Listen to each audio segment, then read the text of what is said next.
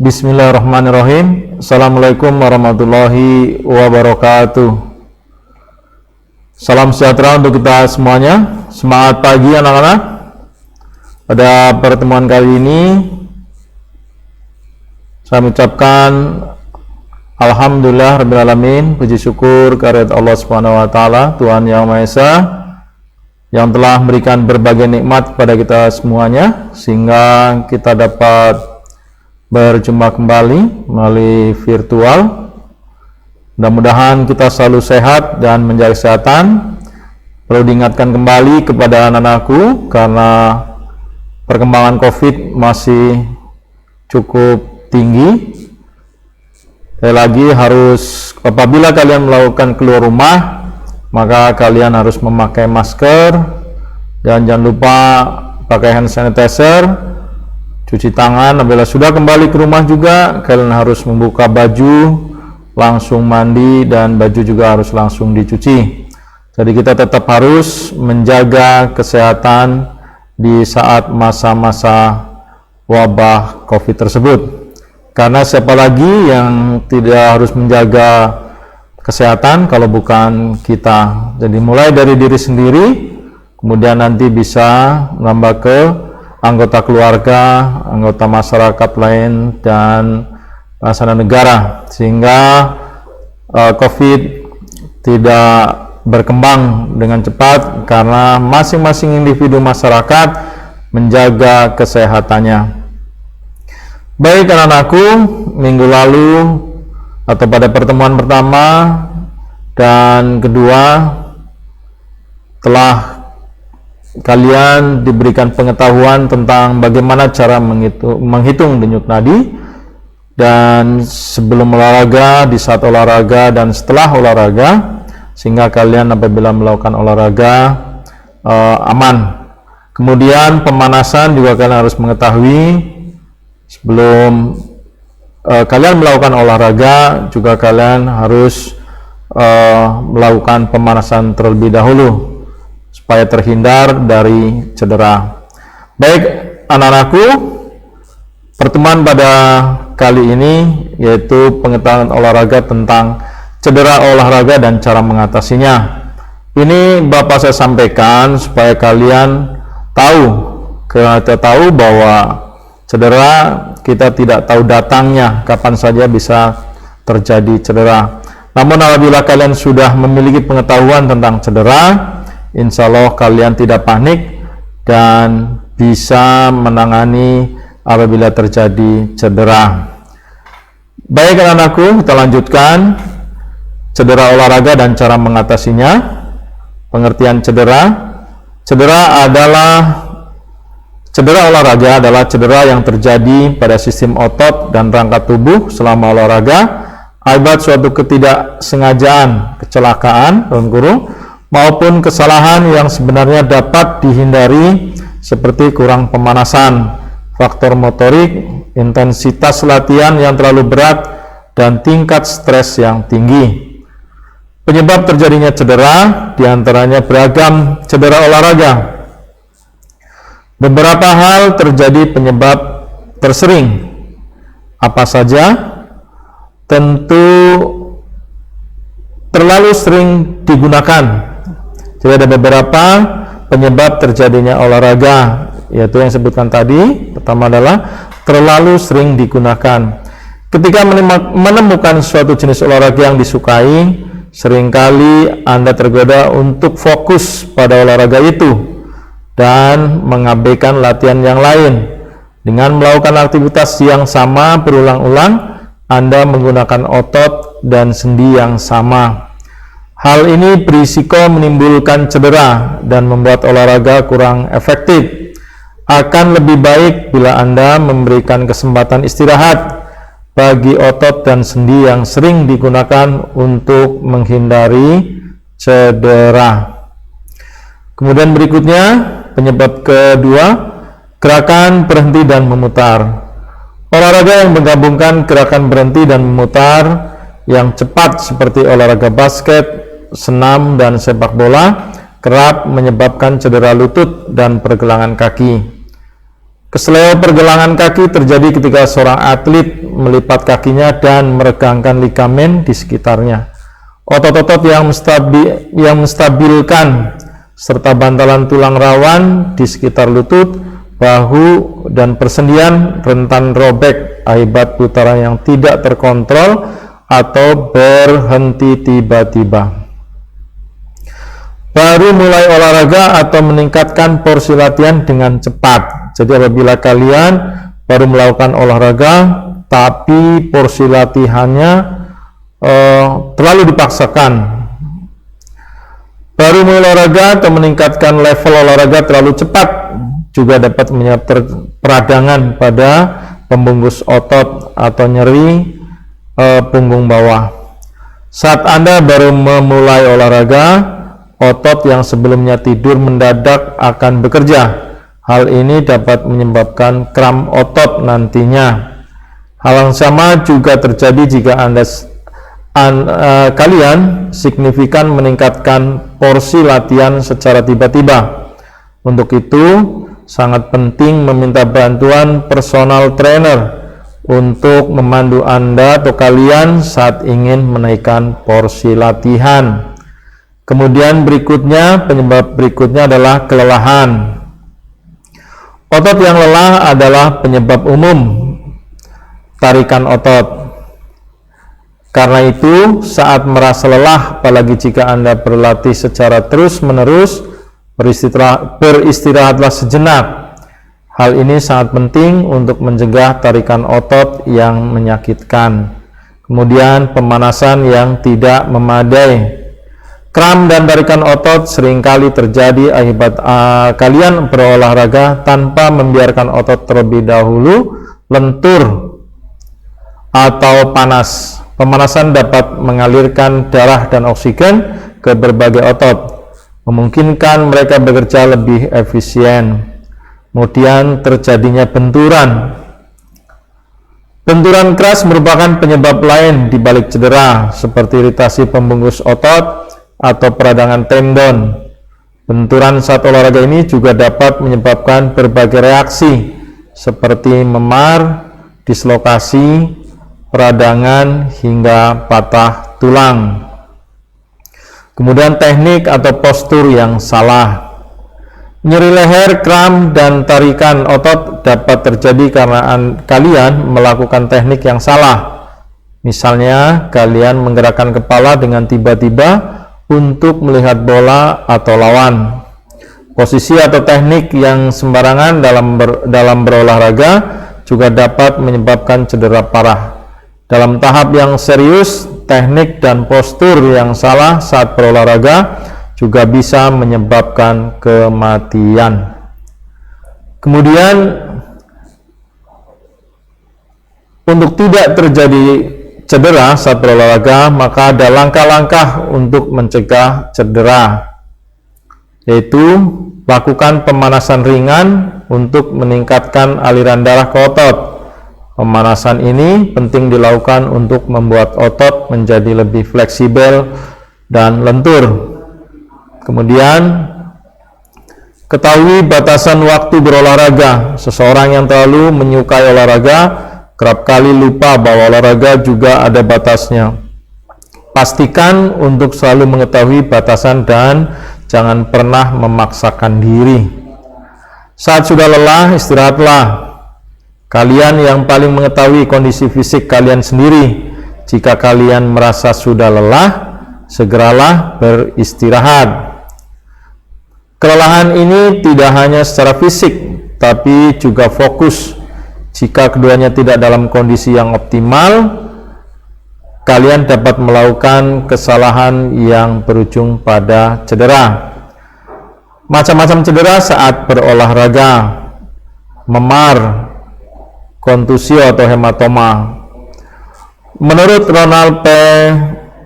Faber 2009 halaman 38, memar merupakan cedera yang disebabkan oleh benturan benda keras pada jaringan lunak tubuh. Pada memar, jaringan di bawah permukaan kulit rusak dan pembuluh darah kecil pecah sehingga darah dan cairan seluler merembes ke jaringan sekitarnya. Kemudian yang berikut, kram otot. Kram otot merupakan kontraksi otot tertentu yang berlebihan dan terjadi secara mendadak dan tanpa disadari. Menurut Kartono Muhammad, kram otot terjadi karena letih, biasanya terjadi saat malam hari atau karena kedinginan, dan dapat pula karena panas, dehidrasi, trauma pada otot yang bersangkutan, atau kekurangan magnesium. Ada beberapa faktor yang mempengaruhi terjadinya kram otot. Pada saat otot mengalami kelelahan dan secara tiba-tiba meregang, maka otot tersebut dengan terpaksa akan meregang secara penuh, dan ini dapat mengakibatkan kram. Menurut Taylor 1997 halaman 127, kram disebabkan oleh adanya ketidaksempurnaan biomekanik tubuh karena adanya malignamen,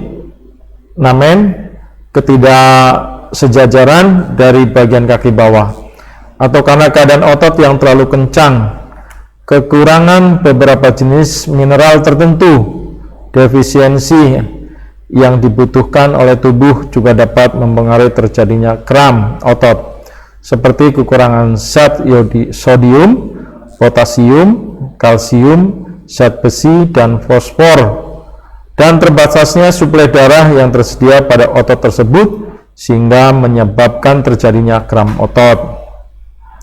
Pada intinya, kram otot terjadi karena terjadinya penumpukan asam laktat di otot karena mengalami kelelahan.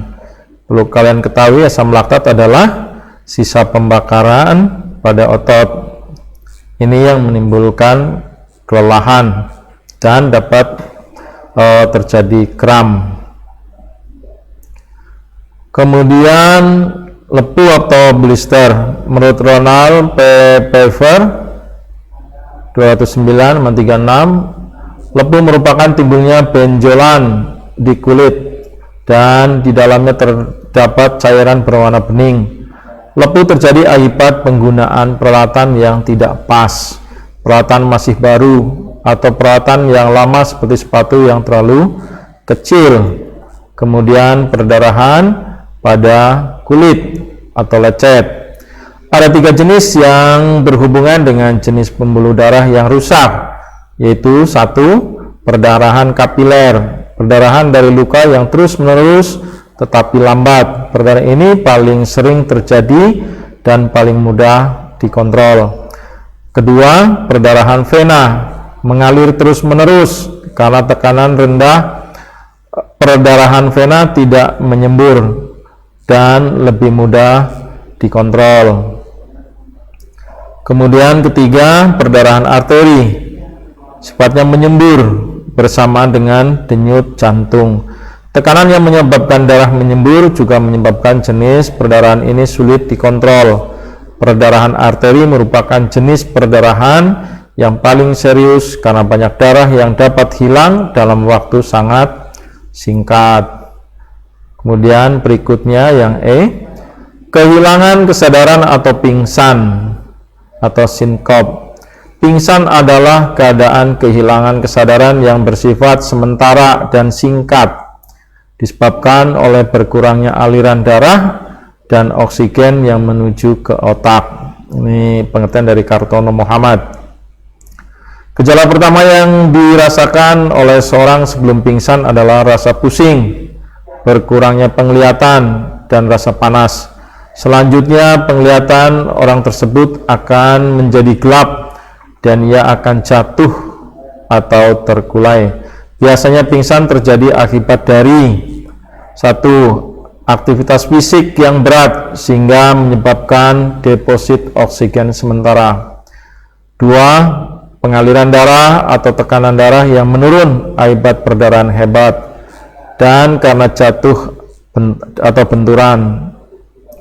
Beberapa jenis pingsan diantaranya pingsan biasa. Pingsan jenis ini sering diderita oleh orang-orang yang memulai aktivitas tanpa melakukan makan pagi terlebih dahulu. Penderita anemia, orang yang mengalami kelelahan, ketakutan, kesedihan, dan kegembiraan.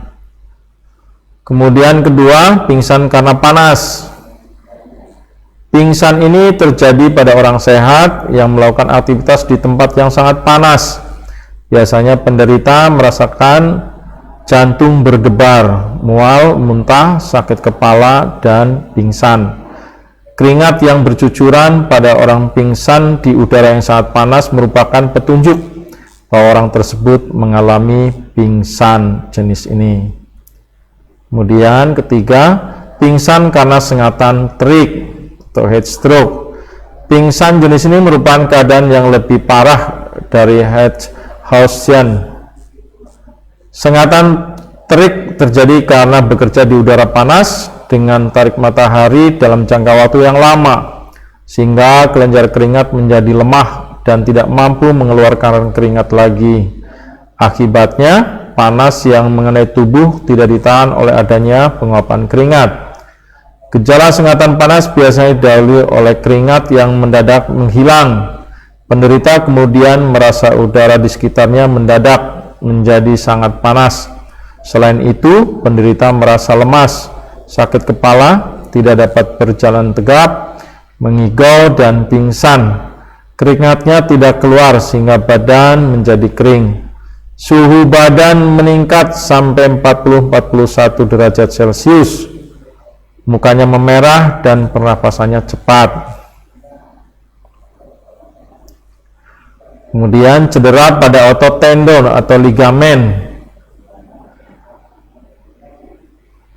Menurut Haryanto Wibowo 1995 halaman 20, strain adalah cedera yang menyangkut cedera otot dan tendon. Strain dapat dibagi menjadi 3 tingkatan. Tingkat 1, strain tingkat ini tidak ada robekan, hanya terdapat kondisi inflamasi ringan. Meskipun pada tingkat ini tidak ada penurunan kekuatan otot, tetapi pada kondisi tertentu cukup mengganggu atlet. Strain tingkat 2, strain pada tingkat ini sudah terdapat kerusakan pada otot atau tendon, sehingga dapat mengurangi kekuatan otot. Kemudian strain tingkat 3, strain pada tingkat ini sudah terjadi kerobekan yang parah atau bahkan sampai putus sehingga diperlukan tindakan operasi atau bedah dan dilanjutkan dengan fisioterapi dan rehabilitasi. Sedangkan Haryanto Wibowo 1995-22, strain merupakan cedera yang menyangkut ligamen. Ligamen, kalau kita belajar biologi, adalah tali pengikat di setiap sendi. Kalau tendon adalah pegangan otot. Cedera sprain dapat dibedakan menjadi beberapa tingkatan, yaitu sprain tingkat 1. Pada cedera ini terdapat sedikit hematoma dalam ligamentum dan hanya beberapa serabut yang putus. Cedera menimbulkan rasa nyeri tekan, pembengkakan, dan rasa sakit pada daerah tersebut. Pada cedera ini tidak perlu pertolongan atau pengobatan. Cedera pada tingkat ini cukup diberikan istirahat saja, karena akan sembuh dengan sendirinya. Kemudian sprain tingkat 2. Pada cedera ini lebih banyak serabut dari ligamentum yang putus, tetapi separuh serabut ligamentum yang utuh. Cedera menimbulkan rasa sakit, nyeri tekan, pembengkakan, efusi atau cairan yang keluar, dan biasanya tidak dapat menggerakkan persendian tersebut. Kita harus memberikan tindakan imobilisasi, suatu tindakan yang diberikan agar bagian yang cedera tidak dapat digerakkan dengan cara balut tekan, spalek maupun gips. Biasanya istirahat selama 3-6 minggu. Kemudian strain tingkat 3. Pada cedera ini seluruh ligamen putus sehingga kedua ujungnya terpisah. Persendian yang bersangkutan merasa sakit, terdapat darah dalam persendian, pembengkakan, tidak dapat bergerak seperti biasa, dan terdapat gerakan-gerakan yang abnormal. Cedera tingkat ini harus dibawa ke rumah sakit untuk dioperasi, namun harus diberi pertolongan pertama terlebih dahulu. Dislokasi atau lepas sendi. Menurut Ronald P. Pfeffer 2003 halaman 38, dislokasi adalah terlepasnya sebuah sendi dari tempatnya yang seharusnya. Dislokasi yang sering terjadi pada olahragawan adalah dislokasi bahu, sendi panggul.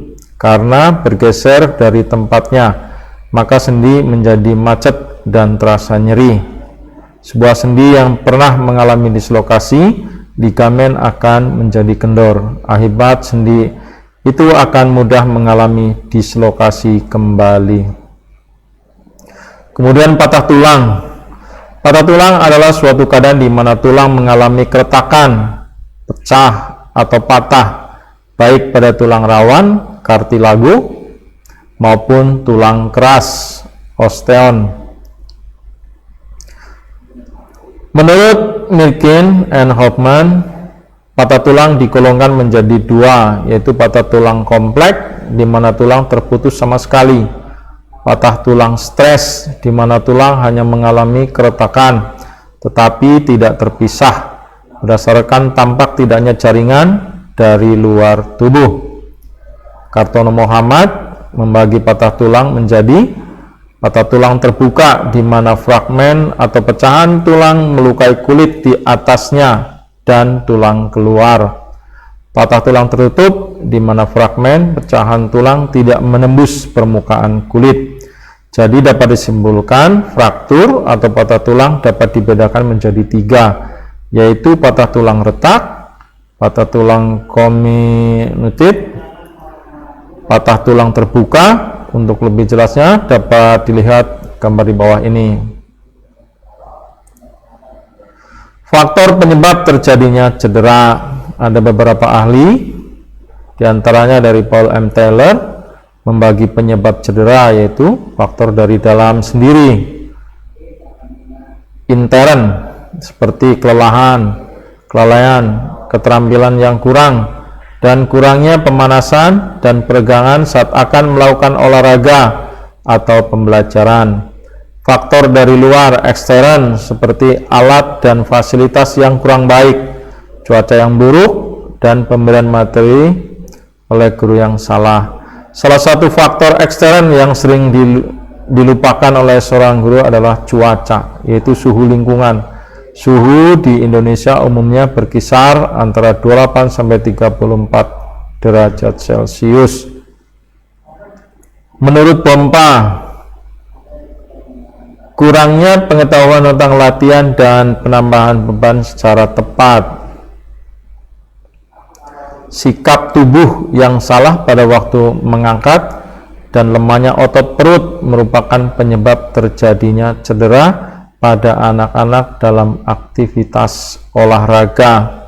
Dan ini juga pernah terjadi pengalaman bapak mengajar, pernah anak sudah lari di stadion 4 keliling, begitu duduk dia tidak bisa berdiri, tidak bisa berjalan. Jadi kami harapkan kalau kalian ini kalau dipelajari ternyata ada ketidakseimbangan kekuatan otot perut dan otot paha atau otot quadriceps. Jadi diharapkan kalian apabila berolahraga juga melatih otot paha maupun otot perut, diafragma atau abdominalis. Kemudian menurut Andun Sudiandoko, penyebab terjadi cedera antara lain faktor individu, yaitu umur. Faktor umur sangat menentukan karena sangat mempengaruhi kekuatan serta kekenyalangan jaringan. Kemudian faktor pribadi, kematangan seorang olahraga akan lebih mudah dan lebih sering mengalami cedera dibandingkan dengan olahragawan yang telah berpengalaman. Kemudian pengalaman, bagi atlet yang baru terjun akan lebih mudah terkena cedera dibandingkan dengan olahragawan atau atlet yang telah berpengalaman.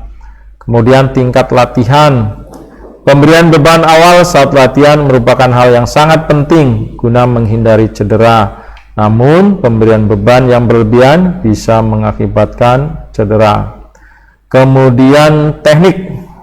Setiap melakukan gerakan harus menggunakan teknik yang benar guna menghindari cedera. Namun, dalam beberapa kasus terdapat pelaksanaan teknik yang tidak sesuai sehingga terjadi cedera. Kemudian pemanasan. Pemanasan yang kurang dapat menyebabkan terjadi cedera karena otot belum siap untuk menerima beban yang berat. Kemudian istirahat. Memberikan waktu istirahat sangat penting bagi para atlet maupun siswa ketika melakukan aktivitas fisik. Istirahat berfungsi untuk mengembalikan kondisi fisik agar kembali prima. Dengan demikian, potensi terjadi cedera bisa diminimalisasi. Kemudian kondisi tubuh.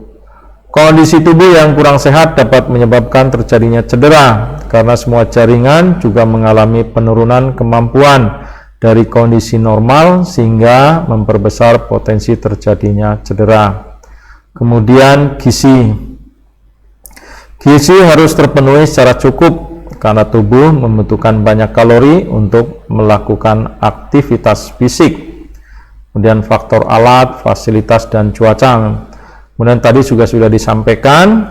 Kemudian ini dari beberapa ahli tadi saya akan sampaikan pada kalian supaya nanti kalian tahu hal yang menyebabkan atau faktor-faktor yang menyebabkan terjadinya cedera.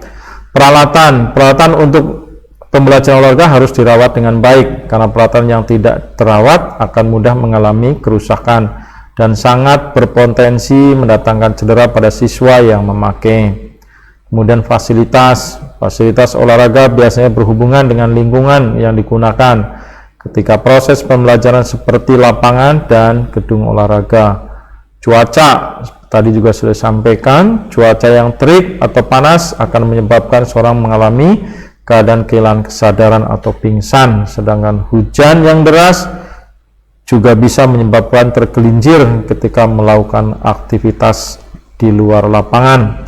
Dan kalau kita perhatikan kadang-kadang di sekolah kita apabila sedang berolahraga terjadi turun hujan, maka biasanya kalian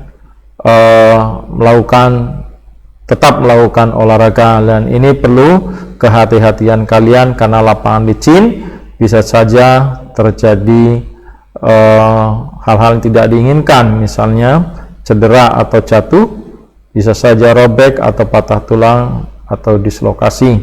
Kemudian faktor karakter pada olahraga dan materi pelajaran.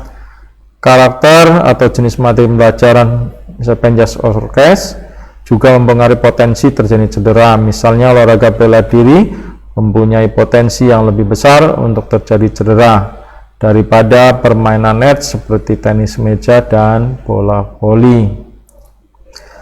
Ada beberapa cedera yang sini saya akan tampilkan. Rasa sakit atau cedera yang suka timbul di saat kita sedang berlari. Hal ini sering kita alami di saat kita sedang olahraga lari. Misalnya ada shin splint. Shin splint adalah cedera yang umumnya di kalangan pelari, penari, dan orang-orang yang tiba-tiba menambah intensitas olahraga yang dilakukannya. Hal ini disebabkan oleh tekanan yang berlebihan kepada jaringan ikat pada shin atau tulang kering. Shin splint merupakan cedera olahraga yang umum saat atlet terlalu berlebihan dalam menggunakan kakinya, terlebih saat berlari. Rasa sakit yang timbul saat terkena shin splint terasa di sepanjang tibia atau tulang kering dan bisa disebabkan oleh otot yang membengkak atau retakan. Shin splint bisa menyebabkan rasa tidak nyaman selama berhari-hari atau bahkan berbulan-bulan, tergantung dari tingkat keparahan cedera ini. Secara singkat, shin splint adalah rasa sakit yang terjadi sekitar tulang kering di saat berlari. Kemudian cara mencegah shin splint: kenakan alas kaki yang tepat. jika kita pelari, sebaiknya beli sepatu lari yang berkualitas tinggi. Pilih sepatu yang mendukung kaki kita dan memiliki bantalan yang cukup untuk menyerap tekanan yang disebabkan oleh aktivitas lari. Jika pelari, ganti sepatu setiap kali sudah dikenakan sejauh 800 km. Coba minta seorang yang profesional untuk mengukur kaki kita untuk memastikan bahwa sepatu yang kita beli sudah tepat untuk berolahraga. Kemudian juga membeli sol sepatu ortotik. Sol ini menopang kelengkungan telapak kaki dengan baik dan dimasukkan ke dalam sepatu. Bisa membeli sol ini di sebagian besar apotek atau bisa membeli sol khusus dibuat untuk kita dari seorang podiatris. Sol penopang lengkung telapak kaki ini bisa membantu meringankan dan mencegah rasa sakit yang ditimbulkan oleh shin splint. Sol ini bisa dimasukkan ke sebagian besar sepatu olahraga. Kemudian lakukan olahraga yang low impact, tidak memberikan tekanan yang besar pada tubuh. Kita bisa tetap berolahraga dengan melakukan aktivitas seperti ini sehingga tekanan yang diterima oleh tulang sering tidak terlalu besar. Aktivitas low impact termasuk bersepeda, berenang atau berjalan kaki. Mulai aktivitas atau olahraga apapun secara perlahan, kemudian dengan bertahap tambah intensitasnya. Tambah waktu dan intensitas olahraga secara perlahan. Kemudian masukkan latihan beban ke menu olahraga. Bisa dilakukan latihan dengan beban ringan secara rutin untuk memperkuat otot betis dan tulang ringan. Apabila kalian tidak memiliki beban, bisa saja botol aqua yang kecil diisi air, kemudian diikatkan ke kaki. Ini juga bisa melakukan latihan beban. Bila dilakukan latihan dengan beban ringan secara rutin untuk memperkuat otot betis dan tulang kering, lakukan latihan jinjit yang simpel. Bawa beban di kedua tangan, awali dengan beban yang tidak terlalu berat. Lakukan jinjit dengan perlahan, kemudian kembali lagi ke posisi berdiri yang awal. Lakukan sebanyak 10 kali. Saat Anda merasakan latihan ini sudah terlalu mudah, tambah berat beban secara berkala. Peregangan mencegah terjadinya shin splint. Dilakukan peregangan pelan pada tulang kering. Sebaiknya kita jangan tergesa-gesa kembali melakukan aktivitas dengan berat. Baca langkah-langkah berikut untuk mengetahui lebih lanjut.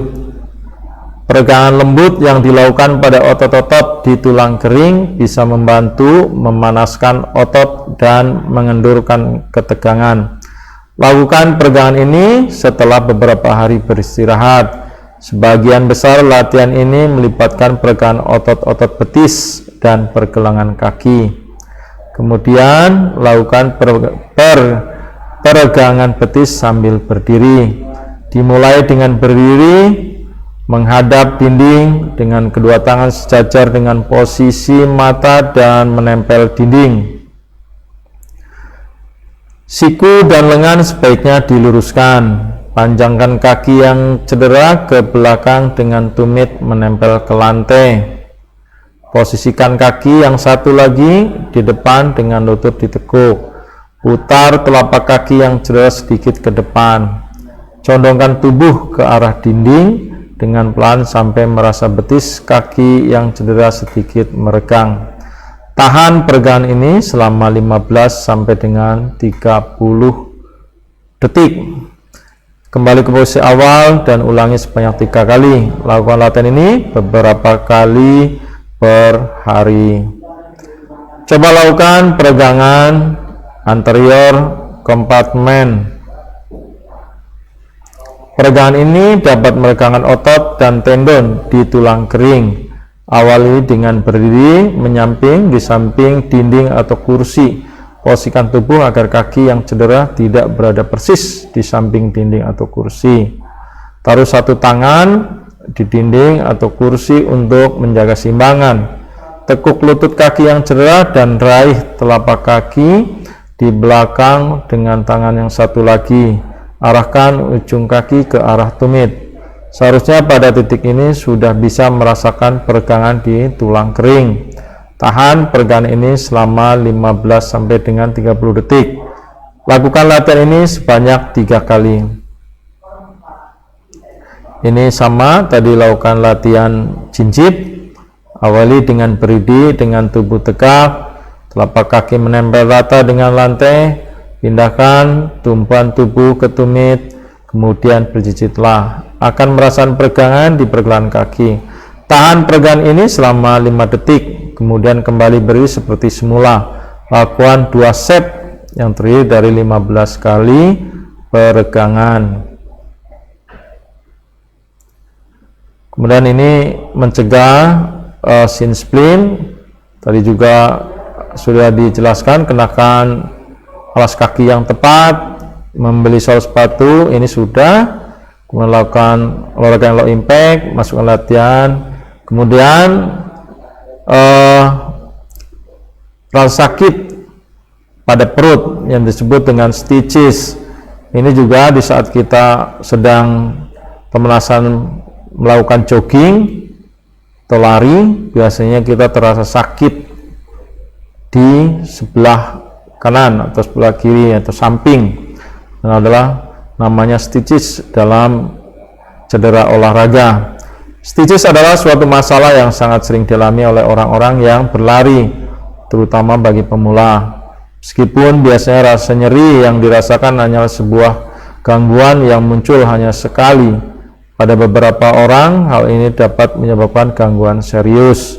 Hingga saat ini belum ada studi medis yang benar-benar dapat mengungkapkan fenomena ini secara jelas. Walaupun pada kenyataannya sudah banyak sekali orang-orang yang mengeluhkan dan memeriksa kondisi ini. Namun banyak peneliti di bidang olahraga sepakat bahwa etap kemungkinan besar adalah kram di bagian diafragma, yaitu otot besar yang terletak antara paru-paru dan perut yang mengontrol pernapasan. Ini sering terjadi ketika diafragma tidak mendapatkan suplai darah yang cukup selama latihan. Saat berlari, kaki akan terus bergerak. Hal ini menyebabkan tekanan pada otot perut meningkat.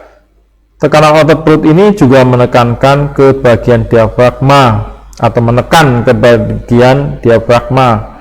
Pada saat yang bersamaan, pernapasan yang cepat memperluas bidang paru-paru, yang juga akan menekan ke arah bawahnya, yaitu ke diafragma.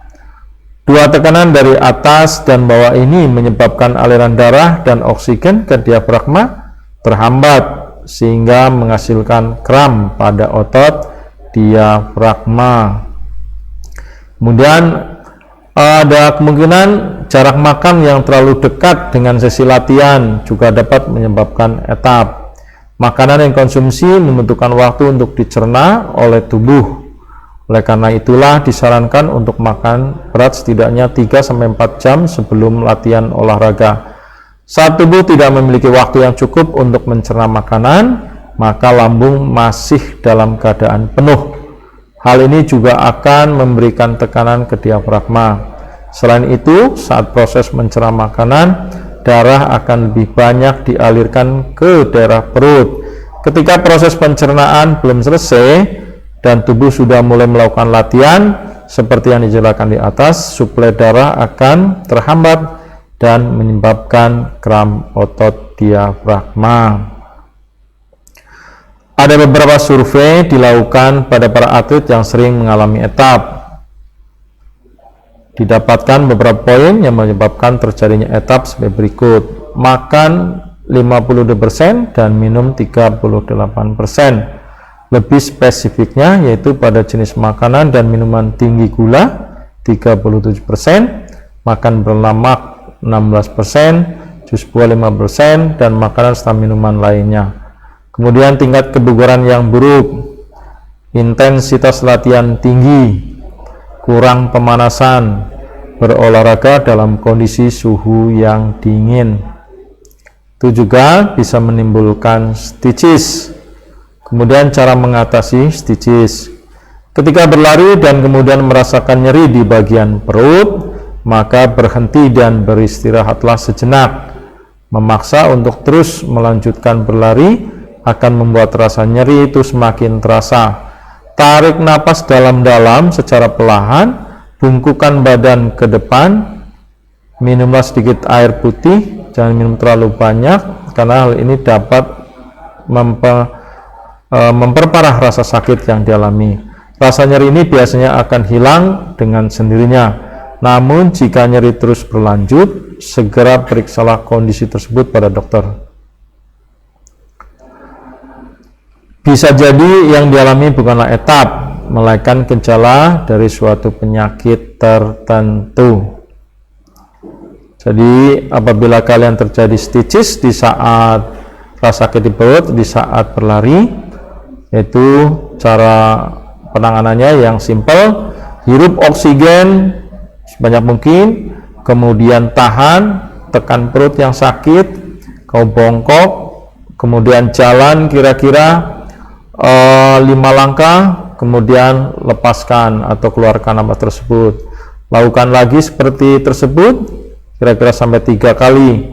Apabila ini masih terjadi, apabila posisi kamu tadinya lari, maka jalan. Apabila jalan juga masih terasa sakit, sebaiknya kalian harus berhenti berlari. Kemudian cara mencegah stitches, ada beberapa hal yang dapat dilakukan untuk mencegah terjadinya etap saat berlari. Yang pertama adalah memperbaiki pola makan. Makanlah setidaknya 3-4 jam sebelum melakukan latihan. Perhatikan pula pemilihan jenis makanan yang akan dikonsumsi. Hindari makanan yang terlalu manis dan tinggi lemak. Perhatikan pula asupan cairan yang masuk ke tubuh saat melakukan olahraga. Cairan tubuh akan banyak terbuang lewat keringat. Oleh sebab itu, pasti akan muncul rasa haus yang berlebihan. Namun jangan minum terlalu banyak dalam satu waktu. Hal ini akan memberikan tekanan berlebih ke diafragma. Minumlah secara bertahap, sedikit demi sedikit.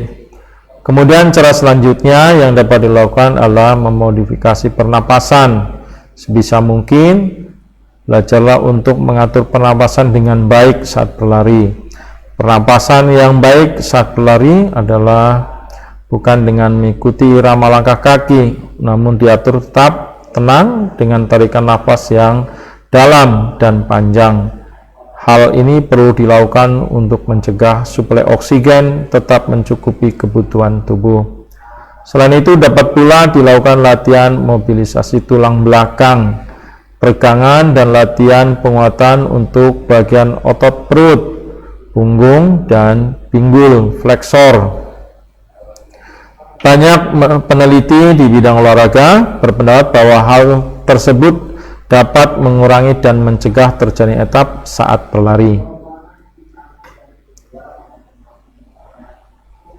Ada juga terjadi cedera pada telapak kaki di saat kalian berlari. Jadi telapak kaki terasa tegang di saat kalian berlari. Jadi ini silahkan kalian cari materi cedera sakit pada telapak kaki saat berlari. Nanti kalian bisa cari nama cederanya apa, penyebabnya apa, cara mengatasinya, dan cara mencegahnya. Nanti silahkan buat tugas tersebut. Setelah selesai, kirim ke Pak Yono, WA Pak Yono. Dan ini nanti tunggu juga ada perintah kapan kalian tugas tersebut akan dikumpulkan. Jadi nanti menyusul. Kemudian dalam pertolongan pertama saat cedera olahraga, jadi ada spot injury, kemudian ditangani dengan medicine sport atau sport medicine ya, yaitu dengan metode rest istirahatkan saat timbul cedera. Maka hal pertama yang perlu dilakukan adalah menghentikan aktivitas olahraga segera mungkin. Jadi kalau kalian cedera, jangan dipaksakan untuk terus melakukan olahraga, tapi berhenti dan istirahatkan. Kemudian S, jadi kalian bisa tempelkan S untuk mengurangi rasa sakit pada bagian yang cedera. Compression atau kompres, bebat tekan. Jadi itu kalian bisa dengan perban bebat tekan tempat yang cedera. Ini pun kalau cedera kalian tidak terjadi luka terbuka. Jadi kalian bebat tekan tempat yang cedera supaya tidak terjadi pembengkakan. Kemudian elevation yaitu pengangkatan. Jadi tempat yang cedera kalian bisa tinggikan lebih tinggi dari letak jantung. Ini juga mengurangi rasa sakit. Untuk lebih jelasnya kami bacakan di poin-poin ini, apa itu rest, istirahat saat timbul cedera. Maka hal pertama yang perlu dilakukan adalah menghentikan aktivitas olahraga secara mungkin secepat atau segera mungkin. Tadi sudah disampaikan, ini adalah rinciannya, tinggal kalian bisa baca. Jadi hindari cedera saat olahraga.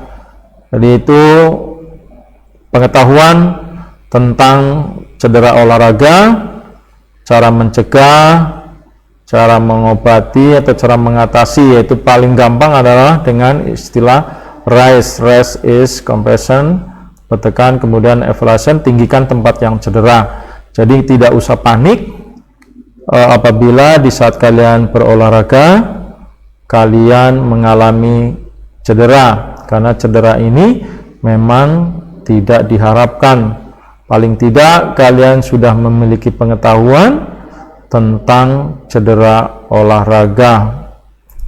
Jadi apabila terjadi benturan di saat olahraga sehingga terjadi hematoma atau memar, membiru, tinggal cari S, kemudian tempelkan S yang paling gampang.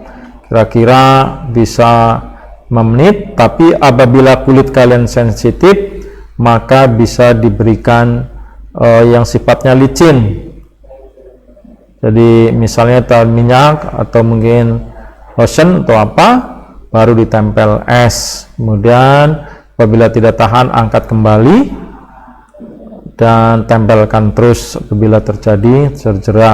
Seperti yang tadi disampaikan di atas, menurut saya sudah cukup banyak tentang macam-macam cedera dan cara untuk mengatasinya. Apabila kalian memiliki pengetahuan ilmu tentang cedera ini, maka kalian tidak akan panik.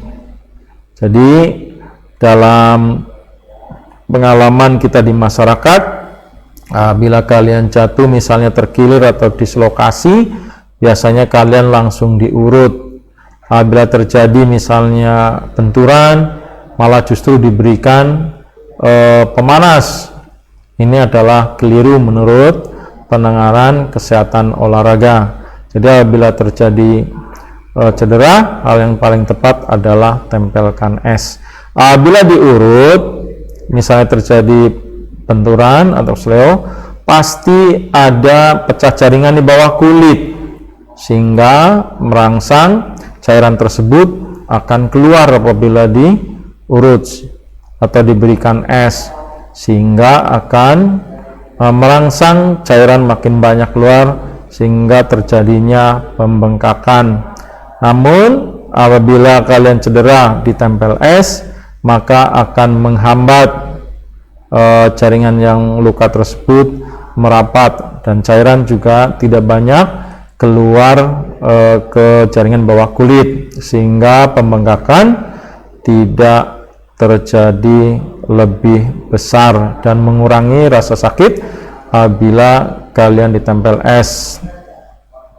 Seperti kalian lihat di televisi, apabila terjadi benturan misalnya sedang bermain olahraga, biasanya tim medis ke lapangan kemudian menyemprotkan cairan, itu namanya ethyl chloride spray. Jadi disemprot untuk mengurangi rasa sakit dan mengurangi pembengkakan pada tempat yang cedera. Demikian pertemuan pada kali ini. Mudah-mudahan ini menambah pengetahuan tentang keolahragaan bagi kalian. Demikian, mohon maaf barangkali ada sesuatu yang salah dalam penyampaian. Kami mohon maaf dan semangat untuk belajar, karena kelas 12 tidak harus mengandalkan dari materi dari guru saja, tapi kalian harus lebih banyak menggali ilmu dan pengetahuan di luar. Jadi guru hanya menjadi fasilitator saja, tapi kalian yang harus lebih aktif. Ini sesuai dengan karakter kurikulum 13. Jadi siswa harus lebih aktif, apalagi dalam pembelajaran jarak jauh seperti ini. Kalau kalian tidak aktif, kalian loyo, bahkan saya sudah memperhatikan pembelajaran PJOK satu kali pertemuan saja. Waktu minggu pertama masuk, kalian untuk masuk pembelajaran banyak terlambat, dan saya pelajari juga kalian tidak jujur, padahal kejujuran adalah modal utama kalian untuk bisa hidup di mana saja kalian hidup. Apabila kalian memiliki modal kejujuran, insya Allah akan lancar dan memberikan kepercayaan kepada orang lain terhadap diri kalian. Jadi jangan mengejar nilai saja, tapi lakukan hal-hal yang positif. Tingkatkan karakter kalian. Jadi apalah artinya pandai, cerdas, tapi kalau tidak memiliki kejujuran, karakter, maka ini akan merugikan diri kalian.